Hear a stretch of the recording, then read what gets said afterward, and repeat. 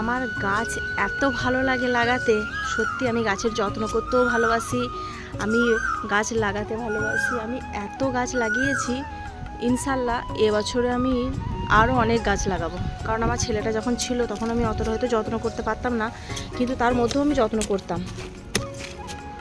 এখন তো আমি আরও বেশি করে আমি গাছ লাগাতে পারবো। আমাকে গাছ খুব ভালো লাগে।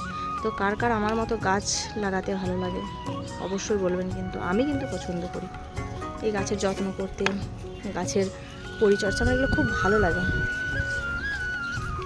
খুব ভালো লাগে। বিকালে আসলে আমার এখানে মনটা ফিরিয়ে হয়ে যায় গাছের যত্ন করে। মানে আমি সব কিছুই রেখে দিই, কোনো কিছু ফেলি না। যেমন খোলা থেকে, আর থেকে, ডিম থেকে, চা পাতি থেকে সব কিছুই আমি রেখে দিই। কত সুন্দর একটা ঝিঙে ধরেছে না, এই একটা ঝিঙে ধরেছে, তারপরে ওদিকে যে ঝিঙের ফুল এসেছে ওটা ধরেছে। আবার ওই কোণে একটা আমি কত গাছ লাগিয়েছি, এই দিক থেকে পুরো ওই মাথা পর্যন্ত পুরো গাছ আর গাছ। প্রচণ্ড মেঘ করেছে, বেশিক্ষণ থাকা যাবে না, চলে যাবো এরপর। শুধু আসলে এই মাটিগুলো না অনেক শক্ত হয়ে গেছে, ওই জন্যই মাটিগুলোকে একটুখানি আলগা করে দিচ্ছি। বৃষ্টি হয়েছে তো, বৃষ্টি হয়ে এগুলো শক্ত হয়ে গেছে পুরো একদম, তার জন্য এগুলো একটু মাটিটাকে আলগা করে দিচ্ছি। তাহলে বৃষ্টি হলে আবার না হলে বসে যাবে বেশি করে। এই যে একদম এত শক্ত হয়ে গেছে, মাটিটা একদম কোড়াই যাচ্ছে না, বাপরে একদম। আর এটা হলো তরমুজ গাছ, এই যে কোথা থেকে কোথায় যাচ্ছে তার ঠিক নাই।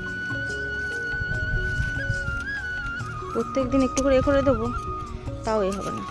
এই যে মাটিটা এত শক্ত, বাপরে বাপ, এটা আমার যা তা শক্ত হয়ে গেছে পুরো একদম। গাছটা হাই যা, গাছটা কেটে গেল নাকি? এ বাবা, গাছটা মনে হচ্ছে কেটে গেল গো। তাহলে এত সুন্দর করে গাছ লাগিয়ে কষ্ট করে।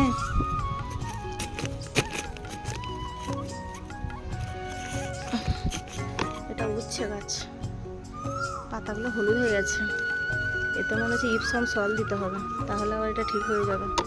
দেখি কালকে একবার এটা ইপসম সল দিয়ে দেবো।